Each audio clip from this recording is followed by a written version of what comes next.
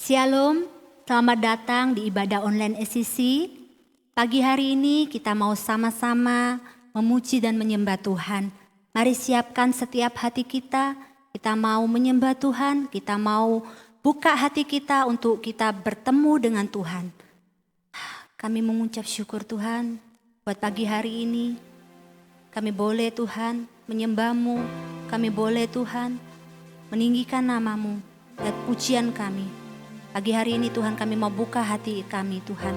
Dan kami mau menyembah Engkau di dalam kekudusan-Mu. Haleluya.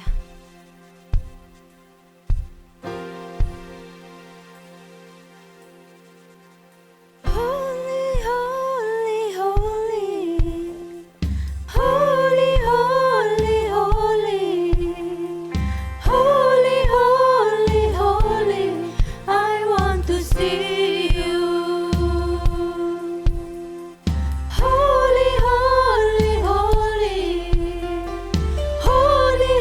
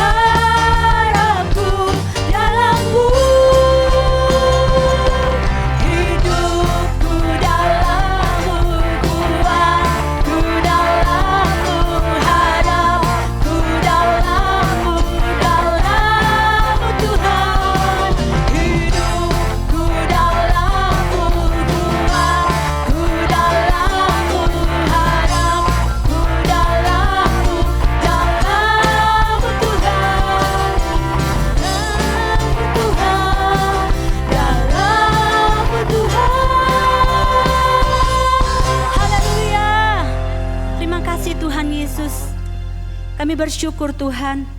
Kami mau Tuhan, pagi hari ini Tuhan, kami katakan bahwa hidup kami adalah milik-Mu. Kami mau berserah sepenuhnya kepadamu Tuhan. Kau memakai hidup kami Tuhan untuk jadi alat-Mu, untuk kemuliaan-Mu Tuhan. Haleluya.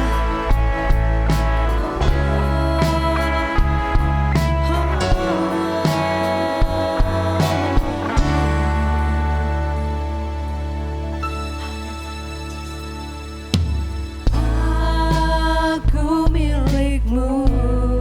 Kami mau berserah kepadamu Tuhan. Haleluya Yesus. Segenap hidup kami Tuhan. Seluruh hidupku Kau genggam dalam tangan-Mu. Ini setiap kami Tuhan. Ini hati Hanya untuk-Mu Tuhan. hanya untuk-Mu.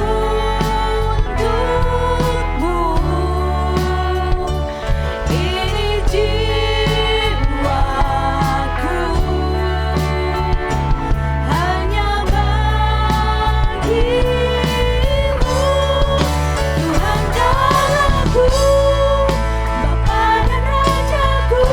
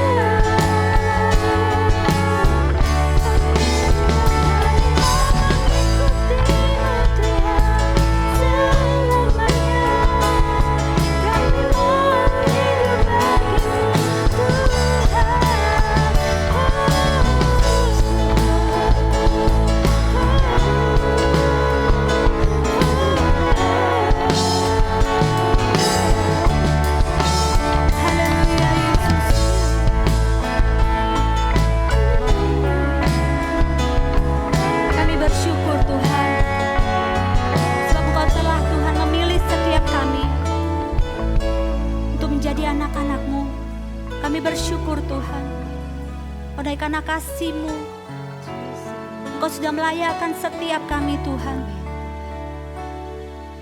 Pagi hari ini Tuhan, lewat pujian dan penyembahan yang kami naikkan kepadamu, itu adalah sebagai doa kami, kerinduan hati kami Tuhan.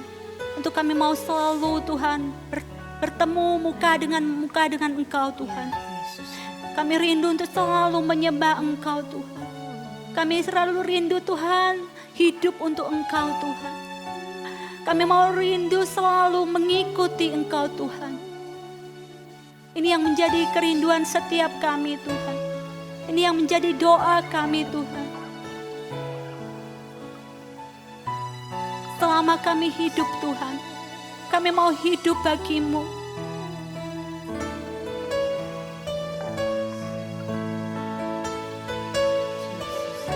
Karena kami membutuhkan Engkau.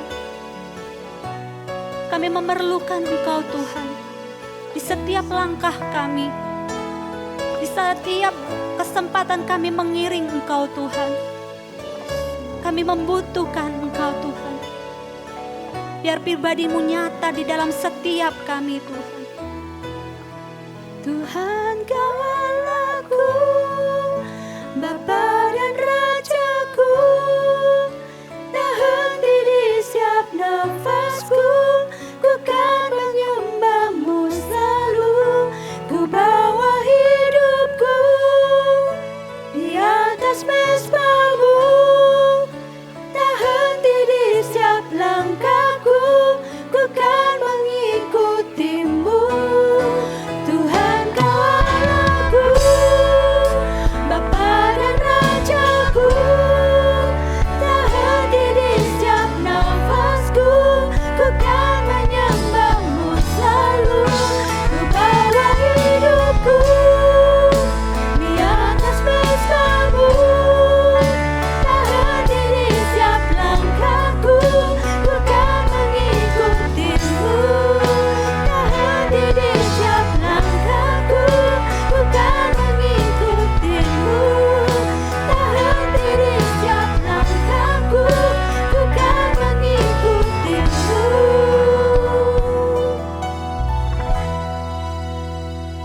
Selamanya.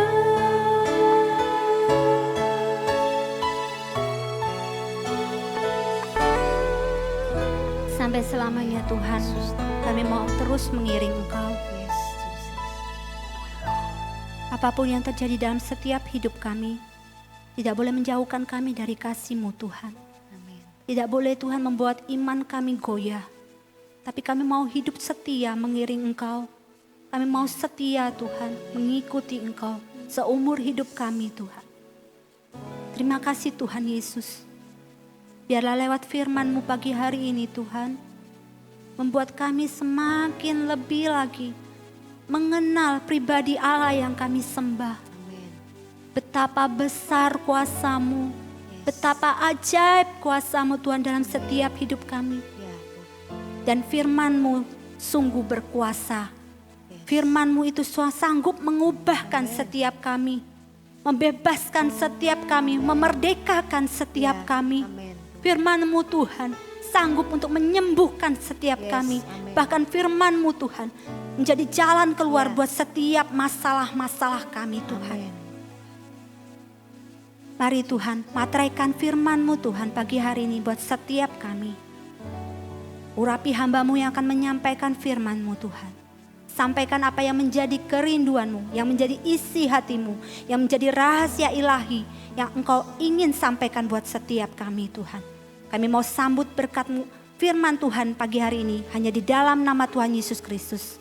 Haleluya. Amin.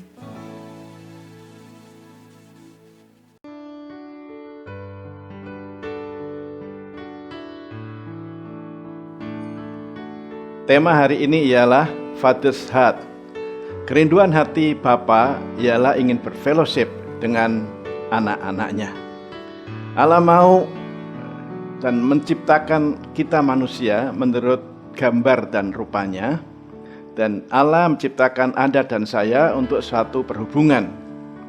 Sayang sekali dinamika kehidupan, kejenuhan, rutinitas, kekecewaan, kemarahan, kepahitan, hal-hal yang terjadi dalam kehidupan kita sehari-hari sering membuat kita kehilangan passion kita kehilangan zeal kita kehilangan kerinduan untuk bersekutu dengan Bapa di surga.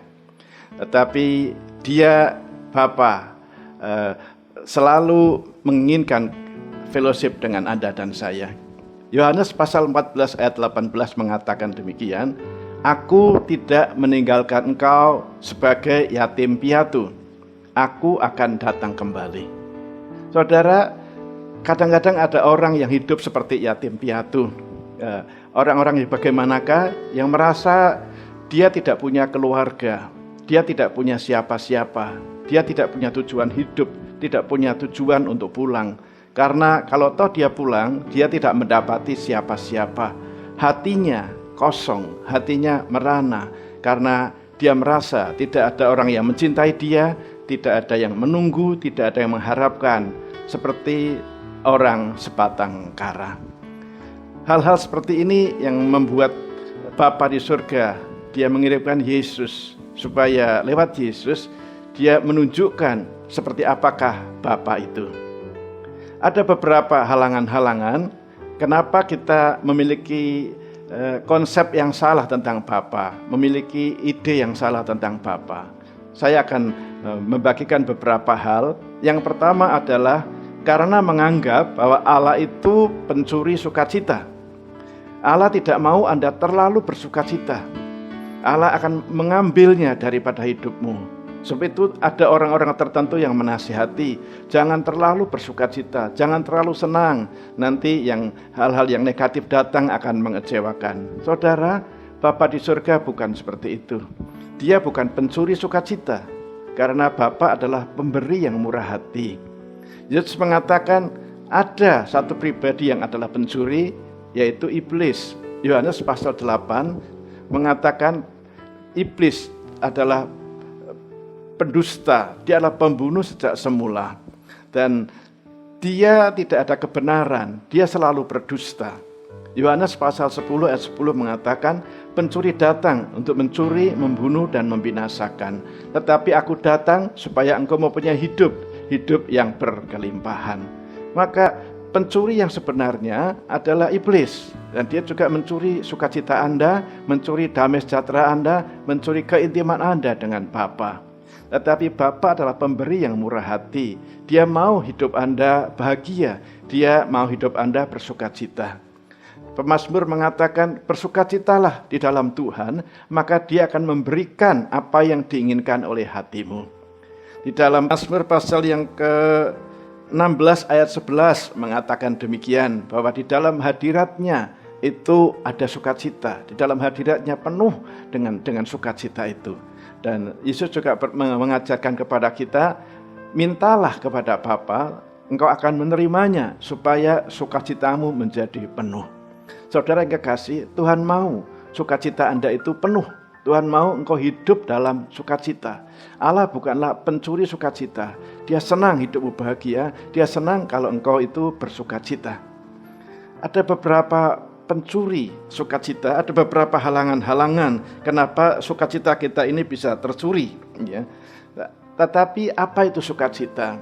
Sukacita bukan sekedar emosi yang kita rasakan naik turun seperti itu, suka dan sedih, tetapi sukacita adalah satu keyakinan batiniah bahwa Tuhan itu yang memegang kendali. Dia mengontrol segala sesuatu, Dia memegang segala sesuatu. Karena kita sadar, karena kita tahu kita ini anak-anaknya, maka kita bisa tenang di hadapannya, kita bisa enjoy aja. Itu sebabnya kita bersukacita. Seperti surat Tesalonika mengatakan, bersukacitalah senantiasa. Hari ini, adakah sukacitamu masih meluap-luap? Apakah sukacitamu penuh? Atau sukacitamu telah terbang entah kemana? Beberapa pencuri sukacita, yang pertama adalah kekhawatiran. Jangan kamu khawatir akan hidupmu. Jangan kamu khawatir akan tubuhmu. Jangan kamu khawatir apa yang kamu makan, apa yang kamu minum, apa yang kamu pakai, kata Yesus. Karena kekhawatiran tidak bisa menambah satu hasta pun daripada umur kita. Kekhawatiran akan mencuri sukacita kita. kekhawatiran, ketakutan akan menggerogoti iman kita, membuat sukacita ini sirna. Pak, ingat pada saat yang sama Anda khawatir, saat itu juga Anda tidak bisa bersukacita. Kehidupan kekristenan nyata daripada beberapa hal, antara lain itu kasih dan sukacita. Coba renungkan, coba ingat-ingat, kapan terakhir kali engkau bersukacita? Hari ini apakah engkau meluap dengan sukacita itu? Atau karena kekhawatiran, karena ketakutan, maka sukacitamu itu menjadi hilang. Kekhawatiran adalah pencuri daripada sukacita. Yang kedua adalah kebencian. Kebencian, karena engkau merasa disakiti oleh seseorang, maka engkau penuh dengan kemarahan, dengan kebencian. Dengan kebencian, engkau ingin membalas orang yang telah menyakiti hatimu. Apa yang ada dalam hatimu? Apa responmu? Bagaimana reaksimu ketika engkau menyadari hal itu, ketika engkau mengetahui itu? Apakah engkau melepaskan pengampunan, membiarkannya pergi? Atau hatimu dicengkeram dengan kepahitan, hatimu dicengkeram dengan kebencian itu? Saya akan membalas apa yang diperlakukan orang terhadap saya.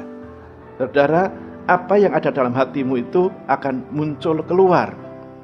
Ada satu kisah ketika seseorang sedang memegang secangkir kopi. Tiba-tiba ketika dia sedang berdiri, ada orang yang tergesa-gesa dan menyenggol dia. Maka kopi dalam cangkir itu tumpah. Lalu orang bertanya, "Mengapa engkau menumpahkan kopi itu?" Orang itu menjawab, "Ya, saya lagi memegangnya tetapi orang menyenggolnya, maka kopinya tumpah." Orang itu menjawab, "Itu jawaban yang salah. Yang benar adalah, mengapa engkau menumpahkan kopi? Karena cangkirmu berisi kopi. Coba cangkirmu berisi teh, engkau tidak menumpahkan kopi, engkau menumpahkan teh."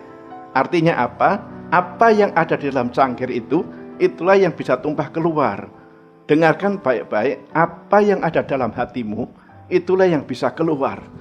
Kalau hatimu penuh dengan kebencian, hatimu penuh dengan kekhawatiran, hatimu ingin membalas dendam, penuh dengan kemarahan, maka itu juga yang akan keluar. Tetapi kalau hatimu itu penuh dengan ucapan syukur, hatimu penuh dengan sukacita, hatimu penuh dengan pengampunan, maka pengampunan juga yang akan keluar. Masih ingat teladan kita Yesus Kristus ketika di atas kayu salib, setelah melewati hari-hari yang panjang, waktu-waktu yang melelahkan, penderitaan yang teramat sangat di atas kayu salib, dia ketika sesuatu dari dalam itu keluar dari mulutnya adalah, "Ya Bapa, ampunilah mereka, karena mereka tidak tahu apa yang diperbuatnya." Saudara, apa yang ada dalam hatimu, itulah yang keluar. Coba periksa. Kehidupan ini memberikan kita secangkir. Kehidupan memberi kita cangkir itu, cawan itu. Dan tergantung pada Anda dan saya, bagaimana kita akan mengisi cawan itu. Kalau kita mengisi dengan pengampunan, sukacita, kalau kita mengisi dengan ucapan syukur, maka ketika kehidupan menjadi keras, ketika keadaan-keadaan tidak menguntungkan, tetap aja yang keluar adalah sukacita, yang keluar ucapan syukur, yang keluar adalah apresiasi kepada orang yang lain. Tetapi ketika hati kita mengisi cangkir hati kita dengan kebencian, kemarahan, ya, gerutuan, maka ketika kehidupan menjadi keras, yang keluar adalah umpatan, kata-kata marah, kata-kata penuh dengan satu kritikan, kata-kata apa yang ada dalam hatimu, itulah yang keluar. Apa yang ada dalam hidupmu, apa dalam cangkirmu, itulah yang keluar. Sebab itu perhatikan apa yang kau masukkan, apa yang kau simpan di dalam hatimu. Yang pertama, konsep kita salah tentang Bapa di surga adalah karena kita menganggap bahwa Tuhan itu tidak mau Anda bersukacita, Dia pencuri sukacita. Tetapi Tuhan adalah pemberi dengan limpah, Dia bukan pencuri. Yang kedua, konsep yang salah tentang Bapa, tentang Allah adalah ada orang yang berpikir Allah itu seperti hakim yang lagi marah. Allah itu seperti algojo yang siap untuk mencambuk Anda. Ya, kalau Anda lupa berdoa, Anda merasa, aduh, ini jangan-jangan yang jahat akan terjadi dalam kehidupanku. Apa saja yang membuat salah, engkau merasa Tuhan itu seperti sudah siap mengawasi engkau siang dan malam, sehingga engkau membuat kesalahan sekecil pun tiba-tiba Tuhan datang menghajar Anda. Tuhan sedang marah. Orang berpikir punya konsep Allah itu Allah yang pemarah. Saudara dengar baik-baik. Apabila Anda ketemu dengan orang yang marah, otomatis Anda tidak bisa menjalin hubungan dengan orang itu, bukan? Anda tidak akan mau. Kenapa? Karena Anda lihat lawan bicaramu itu sedang marah. Anda tidak mau mendekat kepada orang yang marah. Anda akan cenderung untuk menyingkir. Kenapa? Jangan-jangan Anda kena damprat. Jangan-jangan Anda kena hukuman. Jangan-jangan Anda kena disiplin. Jangan-jangan Anda kena semprot. Kenapa? Karena orang itu sedang marah. Ketika engkau berpikir, ketika engkau punya konsep Allah itu Allah yang sedang marah, maka engkau tidak ada kerinduan sedikit pun untuk mendekat kepadanya. Tetapi bukanlah demikian. Bapa adalah Bapa yang pemaaf. Dia adalah Allah yang penuh dengan kasih. Dia bukan Allah yang pemarah, tetapi Dia itu Tuhan yang sangat baik. Mazmur 145 ayat 8 mengatakan Tuhan itu panjang sabar. Lawan panjang sabar yaitu lekas marah atau pemarah. Tetapi Tuhan itu panjang sabar. Dikatakan itu long suffering. Sabarnya itu panjang sekali. Long suffering artinya dia menderita, menahan untuk tidak marah lama sekali. Sampai ketika sudah sampai pada batasnya itu, barulah dia akan meresponinya dengan itu. Tuhan merespon dengan kekudusan, Tuhan merespon dengan kasih. Dia itu Allah yang panjang sabar, bukan Allah yang pemarah. Tuhan mau Anda mendekat kepadanya, menjalin hubungan, menjalin fellowship dengan Dia. Coba perhatikan, coba uji, coba periksa. Kalau engkau menganggap Tuhan itu adalah orang yang pemarah, otomatis engkau akan menyingkir, menjauh dari Dia. Karena perhubungan tidak bisa dibentuk atas dasar kemarahan. Mazmur 145 ayat 9 mengatakan Tuhan itu baik. Ya, Tuhan itu baik. Mazmur 145 ayat 17 mengatakan Tuhan itu adil dalam segala jalannya dan penuh kasih setia di dalam segala perbuatannya. Dia itu Tuhan yang adil, yang memberikan kepada kita apa yang layak kita terima, tetapi Tuhan juga Tuhan yang penuh dengan kemurahan, Tuhan yang penuh dengan kasih karunia, dengan anugerah, yang memberikan kepada kita apa yang tidak layak kita terima. Dia berikan. Bapa di surga ingin bukan saja Anda hidup dengan sukacita yang penuh, tetapi Dia ingin supaya Anda mendekat kepadanya, menjalin kembali satu kedekatan, satu hubungan, satu kepercayaan, satu kedekatan. Ketika engkau berseru kepadanya, Dia akan menjawabnya. Dia adalah Bapa yang baik. Dia bukan Bapa yang sembarangan. Ya. Kalau kita lihat sekarang, yang pertama adalah Tuhan bukan Tuhan yang pencuri sukacita. Yang kedua, Tuhan bukanlah Tuhan yang marah kepada Anda. Yang ketiga, ada orang juga punya konsep Tuhan itu terlalu menuntut, selalu menginginkan performa Anda. Dia selalu menuntut. Saudara, kasih yang bersyarat. Padahal Tuhan Alkitab mengatakan Allah itu mengasihi kita dengan unconditional love, dengan kasih yang tanpa syarat. Roma pasal 5 ayat 8, Yesus Kristus telah mati ketika engkau masih berdosa. Allah memberikan Yesus kepada kita ketika kita masih berdosa. Kasihnya itu tanpa syarat. Dia bukan Allah yang selalu menuntut. Kadang-kadang seorang anak akan frustasi ketika dituntut oleh orang tuanya. Harus dapat grade A, harus dapat nilai 100, minimal 90, tidak boleh kurang. Harus ini, harus itu. Kadang-kadang anak itu frustasi karena tidak bisa mencapai level ekspektasi daripada orang tuanya. Bagaimana dengan hubungan suami dan istri? Seorang suami mengharapkan istrinya begini. Kalau dia pulang harus disambut dengan senyuman yang lebar. Bagaimana istrinya sedang frustasi, pulang-pulang boro-boro disambut dengan senyuman yang lebar. Anda pulang-pulang kena damprat bisa-bisa. Kalau hal seperti itu terjadi, itu wajar, kadang-kadang bisa saja terjadi. Bagaimana istri yang punya ekspektasi, punya pengharapan pada suaminya. Dia menuntut sesuatu dan membuat saudara tuntutan itu, kalau tuntutan yang wajar bisa membuat kita tergugah, sadar untuk memperbaiki diri dan perform yang lebih baik. Tetapi terlalu menuntut itu membuat frustasi. Seringkali suami-suami kecewa karena dia terlalu menuntut kepada istrinya.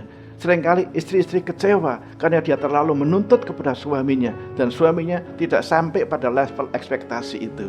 Seringkali apa yang membuat rumah tangga kurang harmonis? Istri-istri seringkali merasa tidak bahagia karena gambar dirinya yang kurang baik.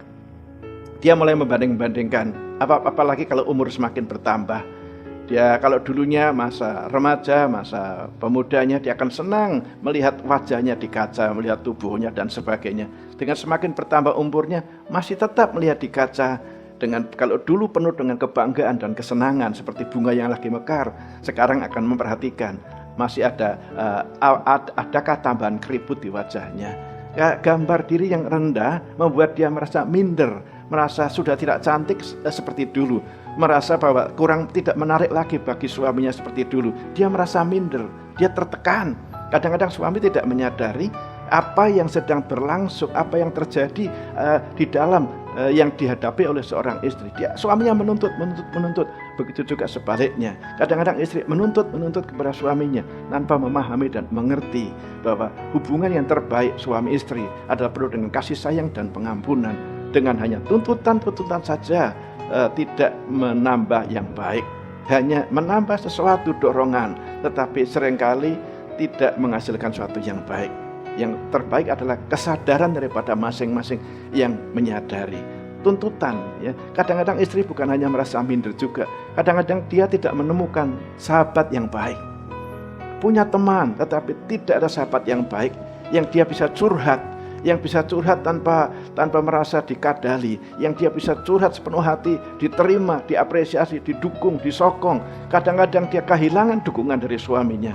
Kadang-kadang dia merasa sendirian di tengah-tengah kesibukan. Kadang-kadang dia kewalahan menghadapi anak-anak. Kadang-kadang dia frustasi melihat anaknya harus belajar di rumah sekarang, ya. Dan dia merasa tidak sanggup, dia stres, harus mengerjakan banyak pekerjaan, tekanan-tekanan dalam kehidupannya. Pelan-pelan membawa sukacitanya kabur entah kemana.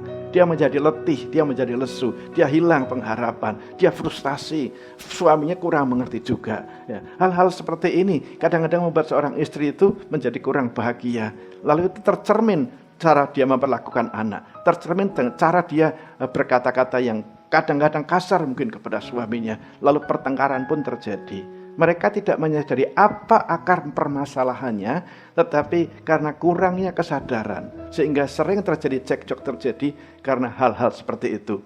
Sukacita sudah tidak ada lagi dalam rumah tangga itu.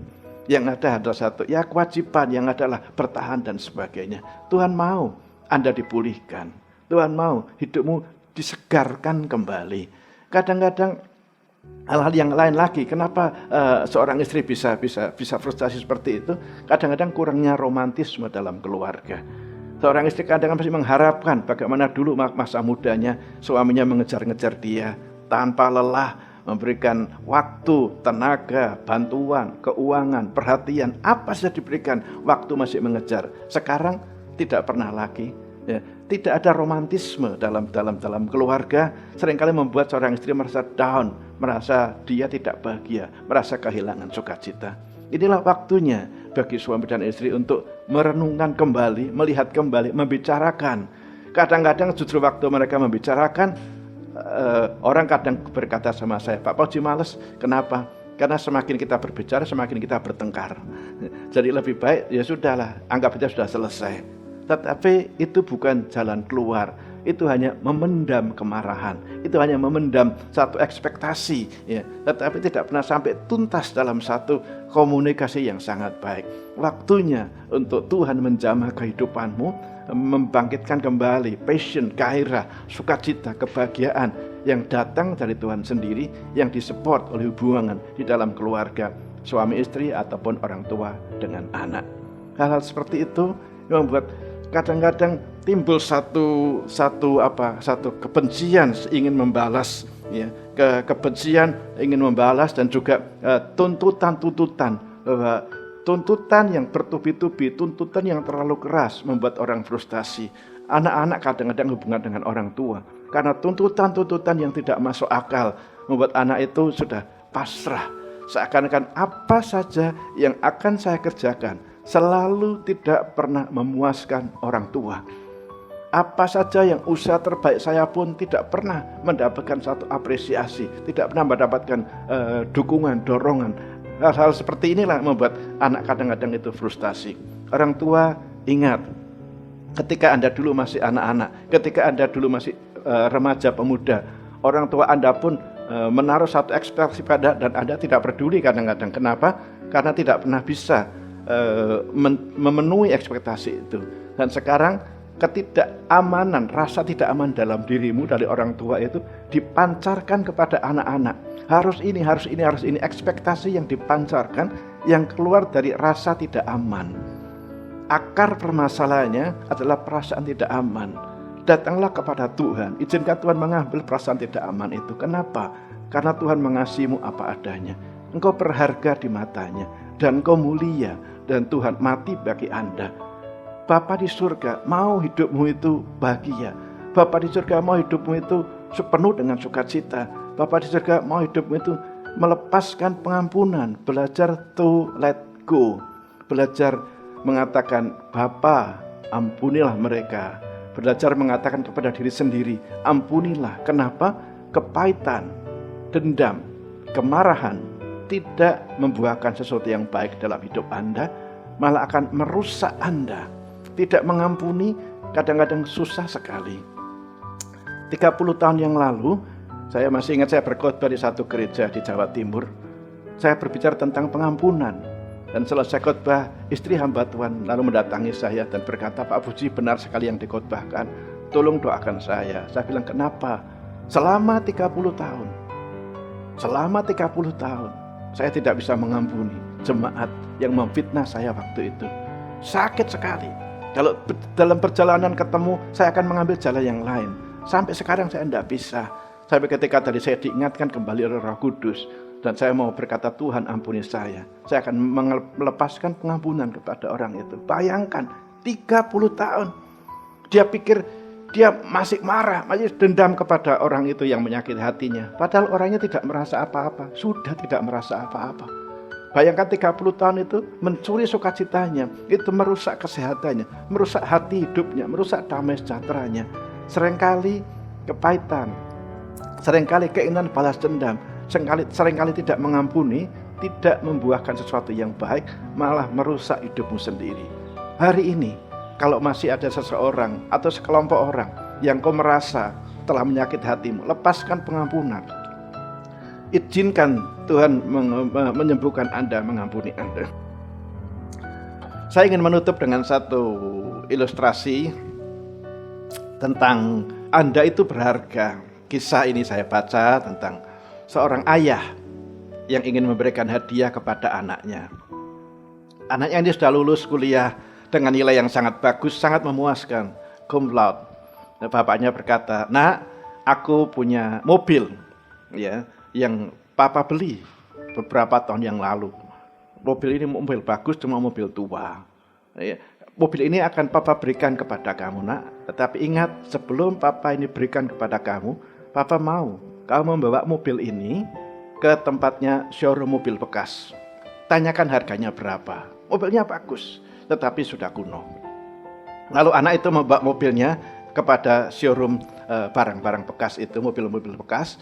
Lalu di sana dia pulang dan berkata, Pak, showroom itu berani menawar paling tinggi hanya 100 juta. Karena meskipun mobil bagus, tetapi sudah kuno. Lalu bapaknya bilang, baiklah, sekarang coba kamu pergi ke tempat barang-barang rongsokan kepada besi tua itu ya. Coba kamu tanyakan mobil ini bisa dihargai berapa. Lalu anak ini membawa mobilnya dan bertanya, kalau saya mau jual mobil ini berapa harganya? Dia bilang, hanya dihargai 10 juta. Bapaknya tersenyum dan dia akhirnya berkata, Nak, besok kamu pergi kepada showroom mobil-mobil antik, mobil-mobil kuno. Tanyakan kira-kira berapa harganya, berapa dia berani membayar untuk membeli mobil ini. Lalu anak itu pergi dan dia pulang, dia berkata kepadanya, Ayah, Pak, di showroom mobil antik itu masih berani beli 1 miliar. Bapaknya berkata, Nak, tempat yang tepat akan memberikan nilai yang tepat juga. Saudaraku yang kekasih, engkau berharga di mata Tuhan. Kalau orang lain tidak menghargai engkau, kalau orang lain kurang mengasihi engkau, kalau orang lain merasa engkau betul-betul tidak dihargai, ya, pergi ke tempat yang tepat. Karena di tempat yang tepat, engkau dihargai. Engkau mulia, engkau dihargai, engkau dikasihi oleh Bapamu di surga. Tetapi mengapa? Mengapa engkau membiarkan perkataan-perkataan orang lain? Mengapa engkau membiarkan perbuatan-perbuatan orang lain yang memandang rendah engkau, yang tidak menghargai engkau? Kau terima iblis itu pendusta. Kenapa engkau membiarkan iblis mendustai engkau? Bahwa engkau ini tidak berharga. Lihat temanmu tidak menghargai engkau. Lihat temanmu kurang menghargai engkau, kurang memahami akan engkau. Dan engkau sakit hati, engkau terluka. Engkau membiarkan sukacita itu pergi. Kenapa? Apa yang harus dikerjakan? Pergilah ke tempat yang tepat. Ketika anaknya membawa mobil ini ke tempat mobil-mobil antik, mereka masih berani membayar 1 M. Karena itu mobil yang sangat mahal sekali. Tetapi di dalam showroom bekas hanya dihargai 100 juta. Di barang-barang loak, barang besi-besi tuanya dihargai 10 juta. Di dunia ini, di dunia yang sudah jatuh, kadang orang-orang kurang menghargai engkau. Jangan terima, jangan diambil perkataannya, jangan disimpan dan kau menangis, kau menderita, kau marah, kau dendam, kau berpikir, seandainya saya punya uang, saya tidak dihargai seperti ini. Mengapa? Mengapa engkau menaruh harga dirimu yang kau sangat dikasihi Tuhan? Bapa di surga mengasihimu, menerima engkau apa adanya. Bapa di surga sangat-sangat menghargai engkau. Mengapa engkau membiarkan perkataan orang lain, nilai dunia ini yang memandang kau sangat rendah? Mengapa engkau membiarkan dusta itu dan malah menyimpannya dalam hatimu dan membusuk di sana? Keluarkan hari ini juga. Keluarkan hari ini juga semua perkataan busuk, semua tipu muslihat iblis, semua hal-hal yang merendahkan engkau, semua hal-hal yang membuat engkau menangis berkali-kali, semua hal yang membuat engkau merasa tidak bahagia. Datanglah ke tempat yang tepat, Bapamu di surga. Dia mengirimkan yang terbaik. Yesus Kristus menebus hidupmu, menebus jiwamu. Dia yang terbaik.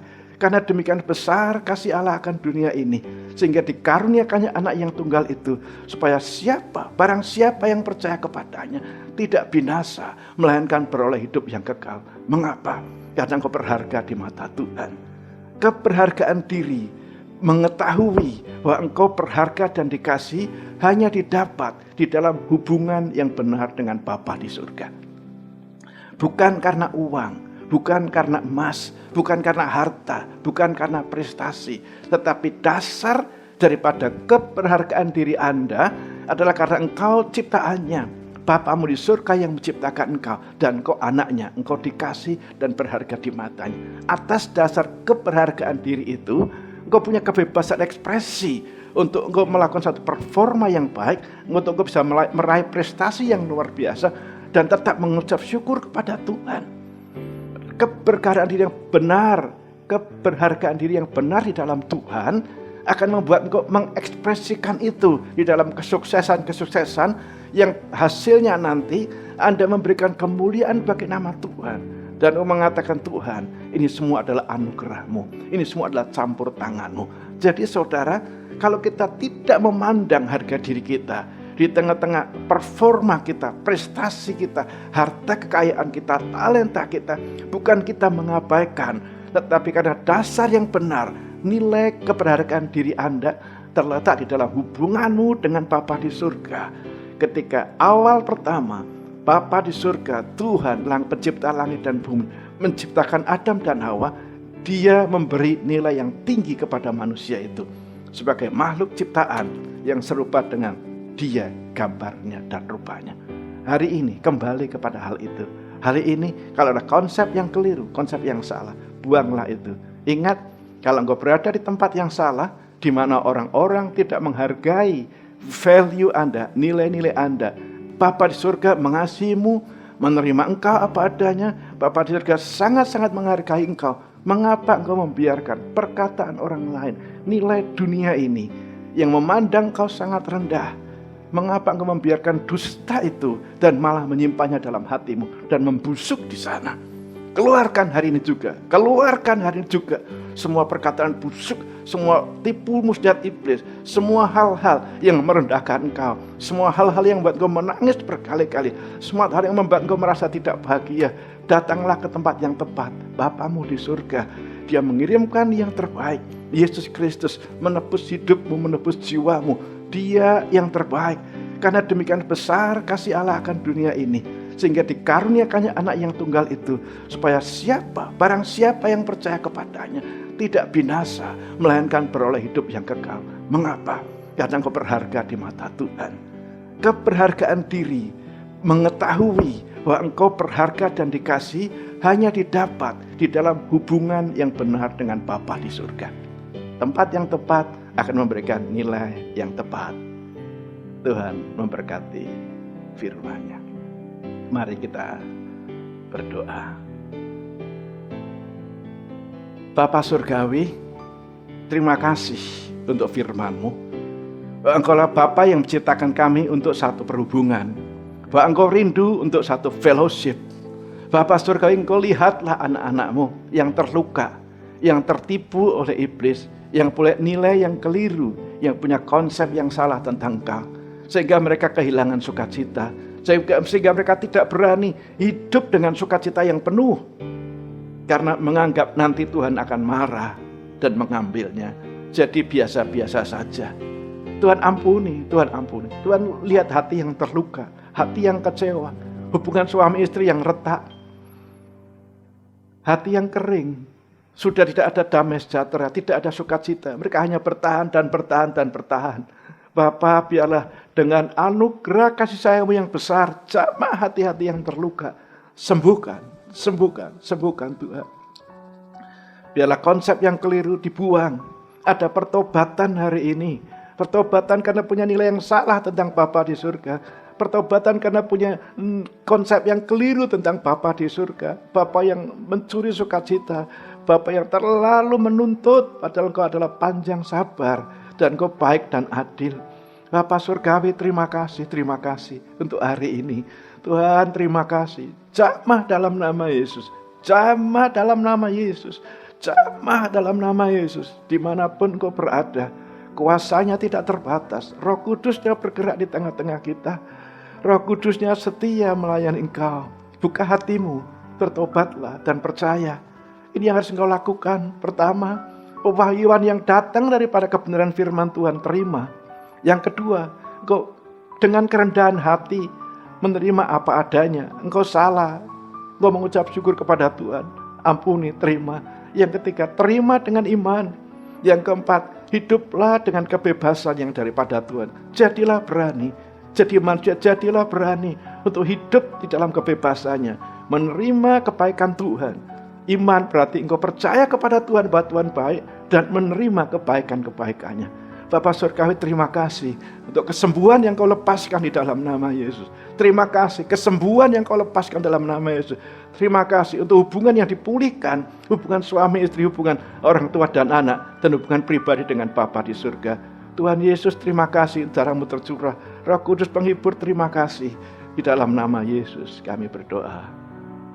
Amin.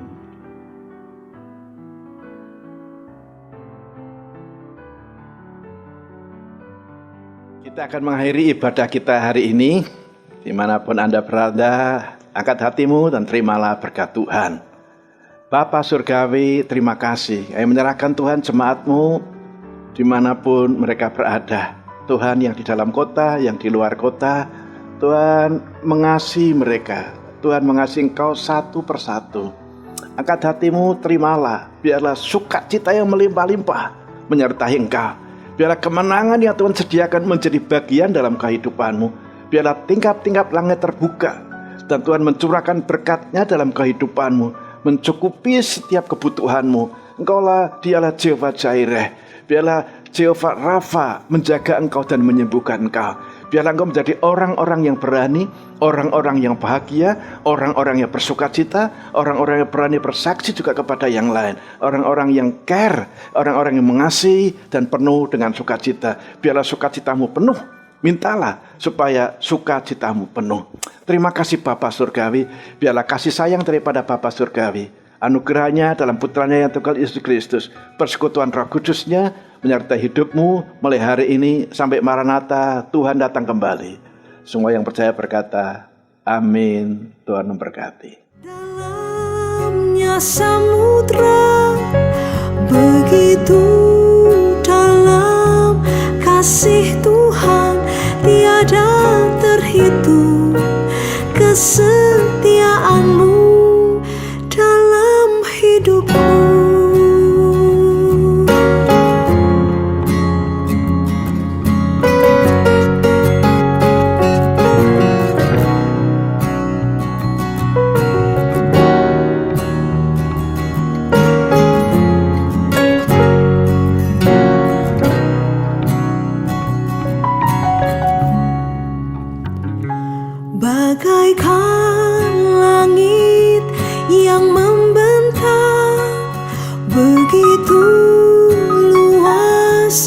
kasih Tuhan tiada terhitung, pertolongan-Mu dalam hidupku. Bagaikan dalamnya samudra, begitu dalam kasih Tuhan tiada terhitung, kesetiaan-Mu tiada terhitung, pertolongan-Mu tiada terhitung, kesetiaan-Mu dalam hidupku.